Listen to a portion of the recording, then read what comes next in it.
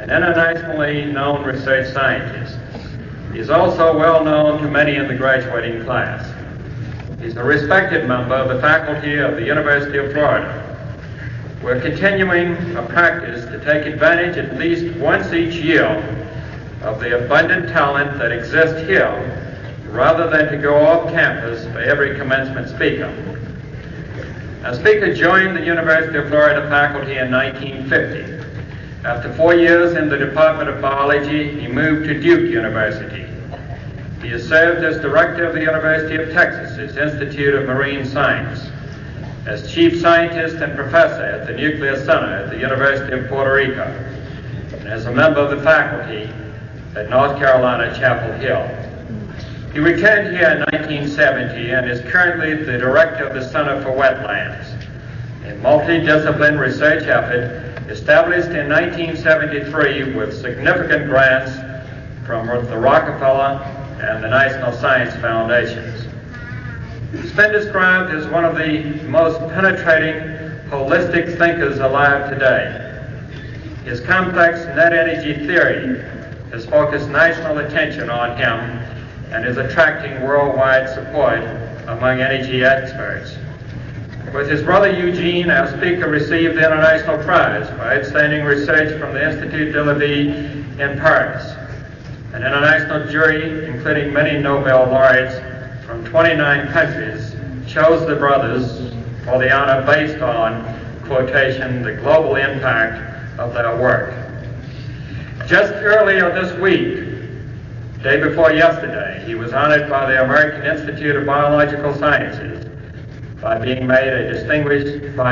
the Distinguished Service Award at that time. He's recently been named the 1978-79 Teacher Scholar of the Year, the highest annual honor the University of Florida bestows on a faculty member. He is the respected author of 2 major books and over 170 scientific papers and articles. It's my great personal pleasure to present to you Dr. Howard T. Odum, Distinguished Research Professor of Environmental Engineering Sciences. Dr. Odum.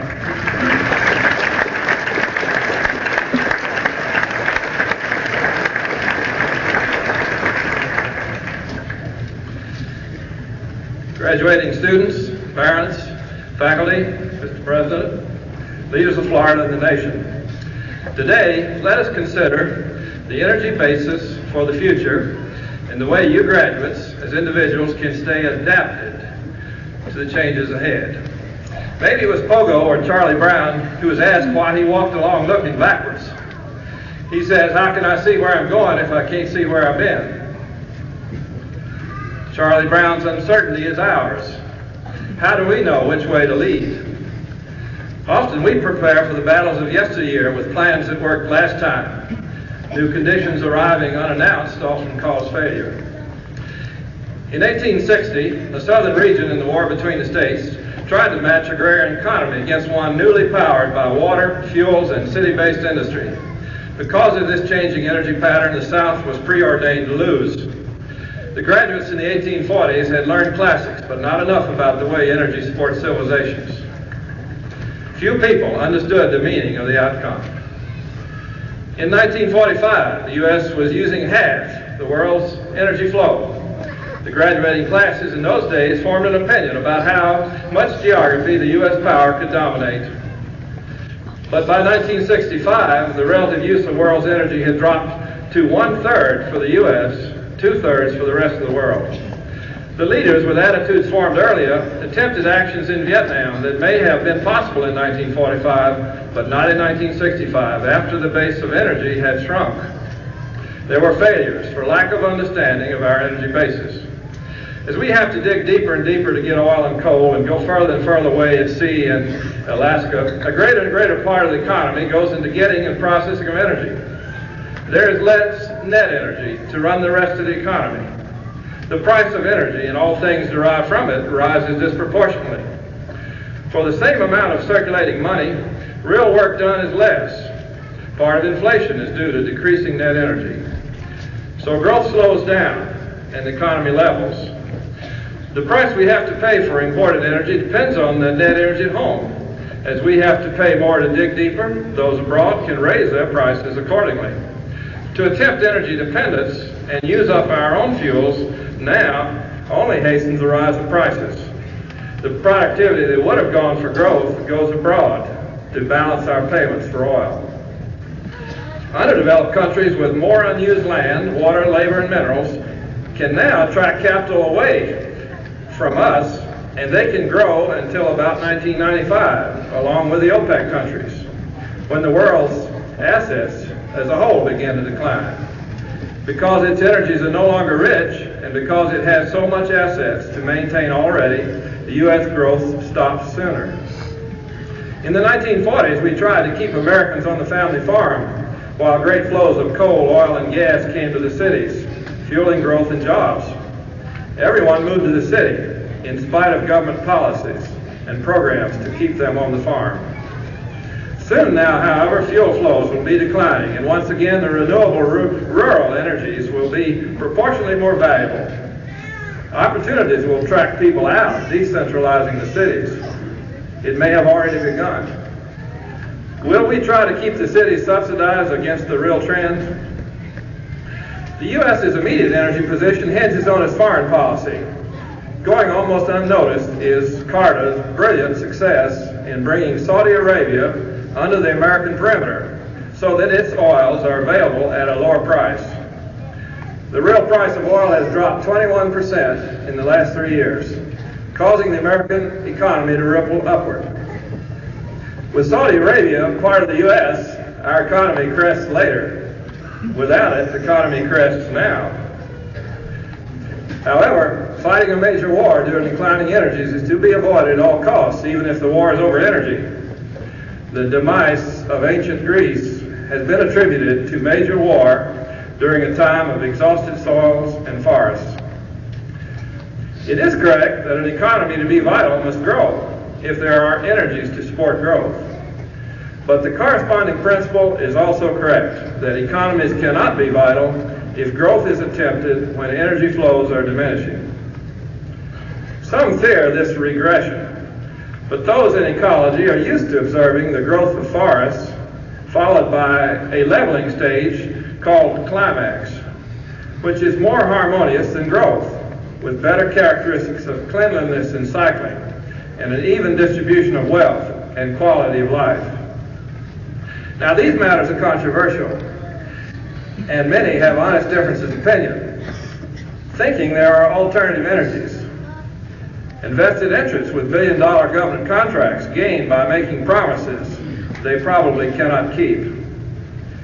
Now, you graduates, to stay adapted, have to consider the possibility, and in my view, the probability, that the assets of the industrial nations, their energy flows, and real gross national product will soon crest and decline, and that of the rest of the world slightly later.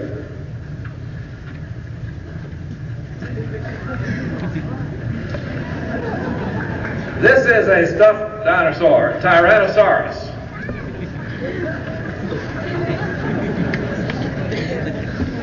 In the years to come, I want you to remember, will you be like Tyrannosaurus? When changing energy conditions change the rules, will you be ready or go extinct?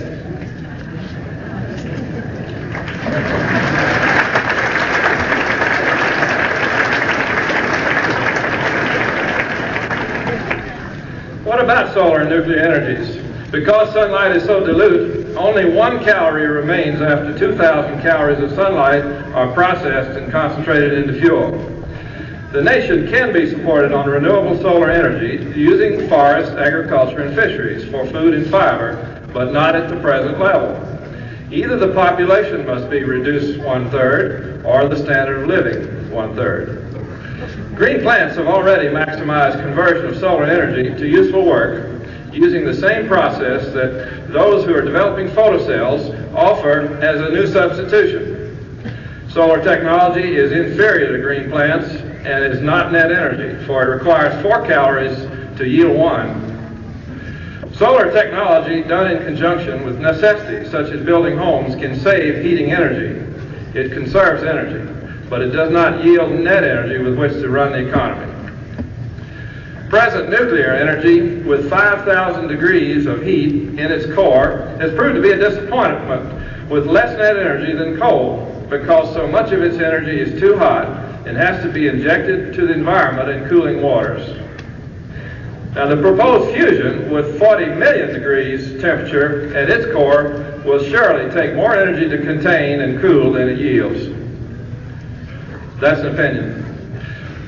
Although we can expect the economy to crest and regress, it is nothing to fear, since the transition can be gradual because of coal reserves that give the U.S. a preferred position after the 1990s. As the nation tightens its belt, its tourists will spend less, its retirees bring less money, and less luxury products will be bought. Florida agriculture will have to diversify and substitute local sales for luxury orange juice and winter vegetables as transportation costs rise.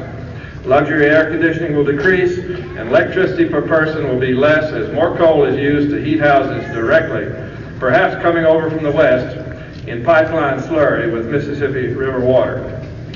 There are things not to do in a cresting economy, like building great capital-costing central facilities based on an assumption of growth, such as power plants, regional tertiary sewage facilities, more shopping centers, big highways, high-energy mass transit. All this does is raise taxes and utility rates, causing industry and jobs to go elsewhere.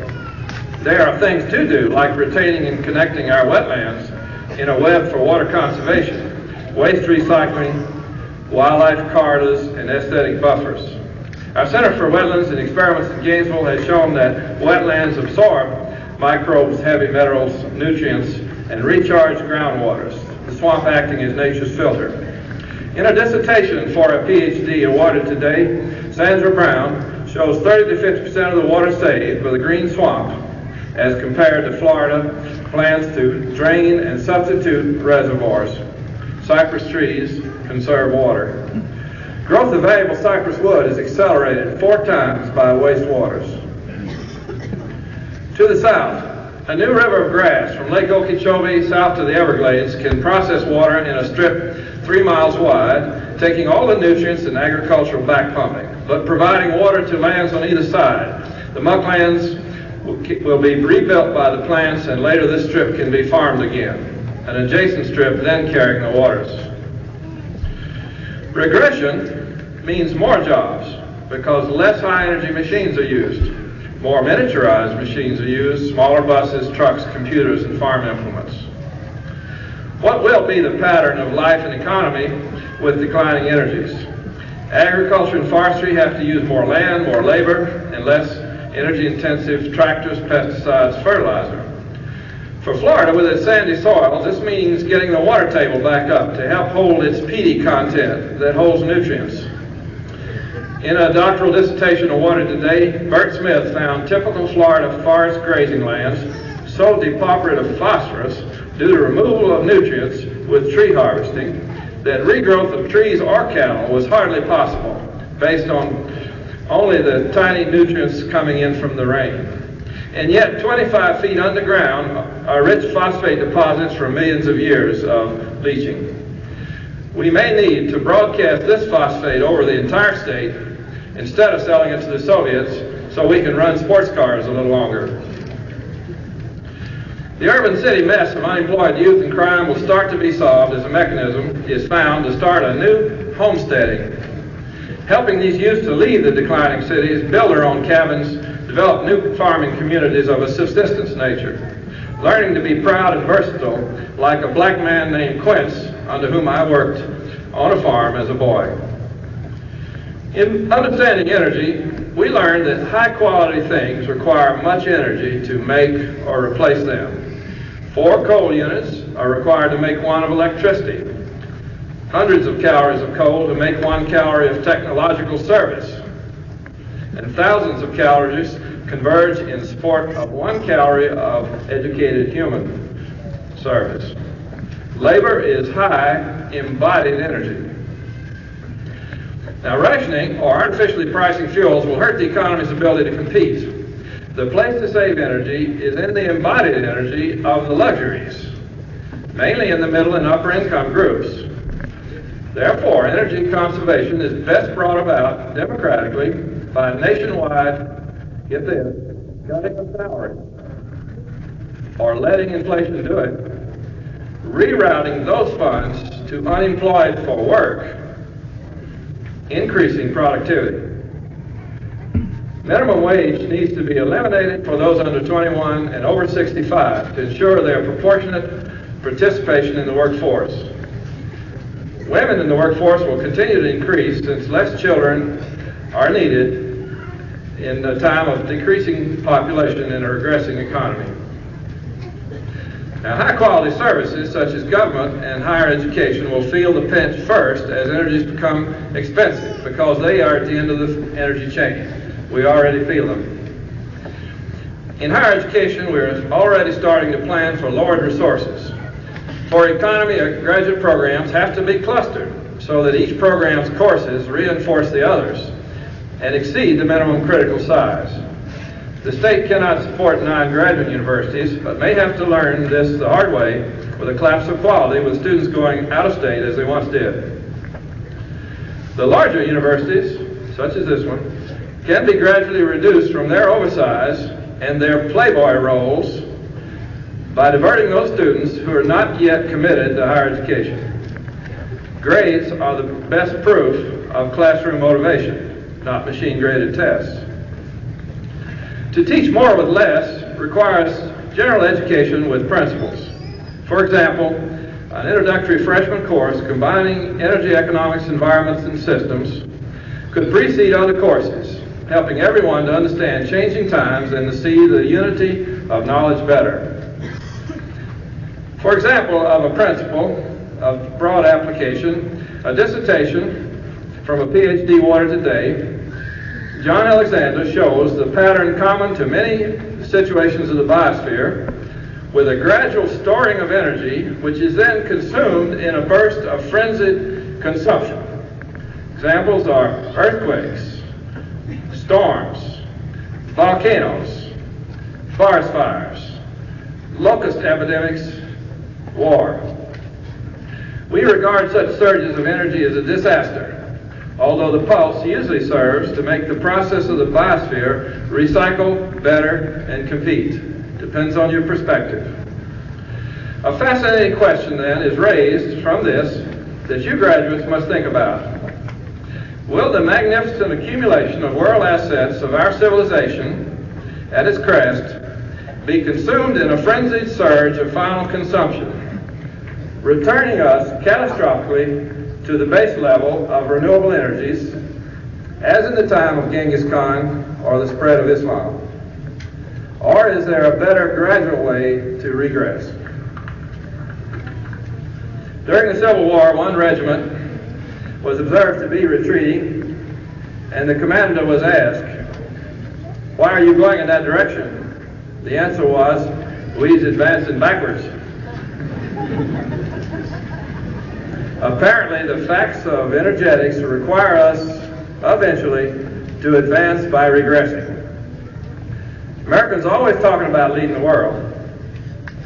My message to the graduates of 1978 is that you have the marvelous opportunity and adventure, like Moses, to lead the world's way over the hill down to a new promised land. Godspeed.